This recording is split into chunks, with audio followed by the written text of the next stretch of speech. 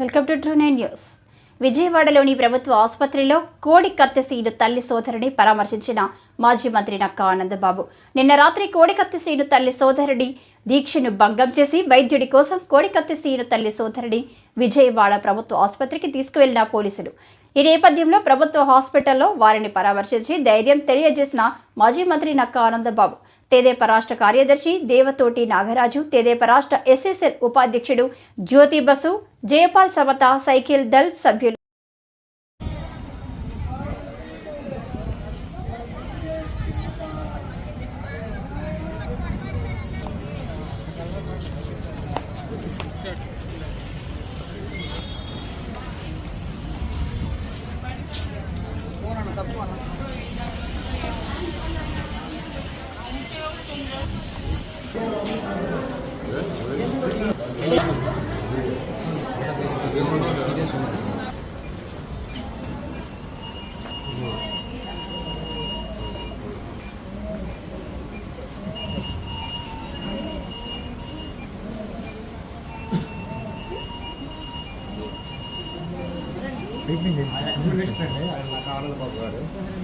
మాజీ మంత్రి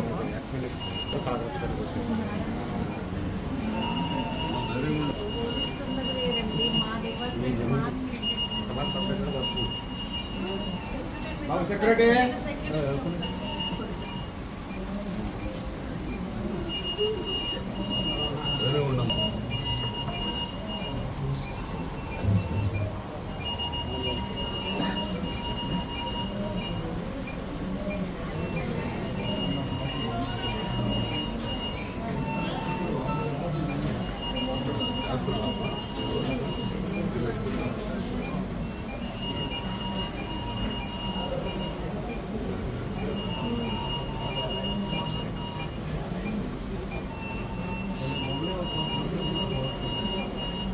తెలియదు అందరూ సపోర్ట్ చేయడానికి ఓపెన్ కాబట్టి నేను గట్టిగా నిలబడతాం. పార్టీ పరంగా అందరూ గట్టిగా నిలబడతాం.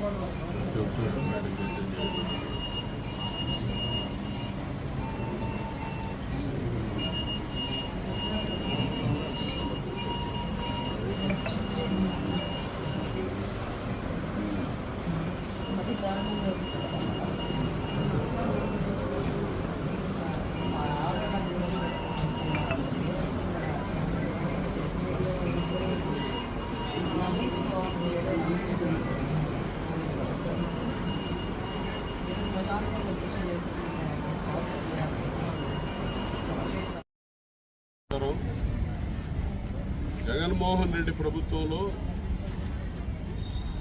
హత్యలు చేసిన వాళ్ళు 3 నెలల్లో రోడ్ల మీద తిరుగుతున్నారు. బయటకు వచ్చి ఎమ్మెల్సీ దగ్గర డ్రైవర్గా ఉన్నటువంటి మా దళిత సోదరుడు సుబ్రహ్మణ్యాన్ని హత్య చేసిన ఎమ్మెల్సీ 6 నెలల్లో బయటకు వస్తే రెడ్ కార్పెట్ వేసి స్వాగతం పలికాడు జగన్మోహన్ రెడ్డి. జగన్మోహన్ రెడ్డి మీద కోడి కత్తితో దాడి గీత పడిందని చెప్పి మెడ మీద మా సోదరుడు జనుపల్లి శ్రీనివాసరావు 5 సంవత్సరాల నుంచి జైల్లో ఉన్నాడు. బహుశా భారతదేశంలో ఐపీసీ ఇండియన్ పీనల్ కోడ్లో ఇంతవరకు కూడా ఏ సెక్షన్ ప్రకారం మరి 5 సంవత్సరాల నుంచి జైల్లో వచ్చారో దేశంలో ఎవరు కూడా ఇటువంటి శిక్ష అనుభవించినటువంటి పరిస్థితులు ఉన్నాయని నేను అనుకోవట్లేదు.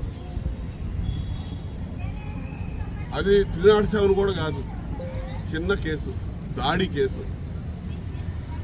అతను చెప్పాడు ఆ రోజు శ్రీనివాసరావు అనేక మధ్యలో కూడా చాలాసార్లు చెప్పాడు, జగన్మోహన్ రెడ్డి అభిమాని నేను, జగన్మోహన్ రెడ్డి మీద ఏదన్నా ఒక ఇన్సిడెంట్ జరిగితే ప్రజల్లో సానుభూతి పెరిగి ఆయన ముఖ్యమంత్రి అవుతాడు, ఎక్కువ మెజారిటీ సీట్లు వస్తాయని నాకు ఆశతో నేను చేశానని చెప్పి ఆయనే చెప్పాడు.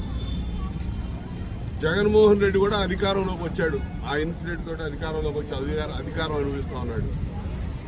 సోదరుడు శ్రీనివాసరావు జైల్లో మగ్గుతా ఉన్నాడు. రాజమండ్రి సెంట్రల్ జైల్లో, ఇప్పుడు విశాఖపట్నం సెంట్రల్ జైల్లో. బెయిల్ ఎందుకు రావట్లా? బెయిల్ ఎందుకు అడ్డుపడతా ఉన్నారు?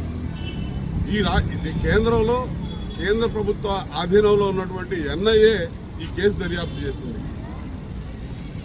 జగన్మోహన్ రెడ్డి కోర్టుకు వెళ్ళి కేంద్ర దర్యాప్తు సంస్థల విచారణ కావాలి, ఈ ప్రభుత్వం రాష్ట్ర ప్రభుత్వం మీద నాకు నమ్మకం లేదని కోర్టుకు పోయాడు.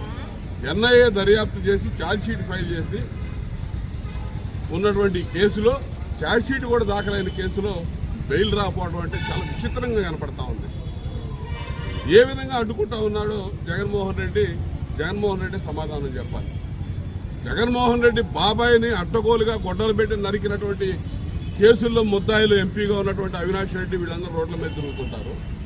దానిలో కుట్ర పాలుందని ఆరోపణలు ఎదుర్కొన్నటువంటి జగన్మోహన్ రెడ్డి బాగానే ఉంటాడు. తన మీద దాడి జరిగిందన్నటువంటి శ్రీనివాసరావు మాత్రం 5 సంవత్సరాల నుంచి జైల్లో ఉన్నాడు. నువ్వు అసలు కోర్టు పోయి సాక్ష్యం చెప్పమంటే సాక్ష్యం చెప్పడు ముఖ్యమంత్రి. నువ్వు ముఖ్యమంత్రి అయితే ఎవరికి ఎక్కువయా? నువ్వు వెళ్ళి మా సోదరుడు జైల్లో 5 సంవత్సరాల నుంచి మగ్గుతూ ఉంటే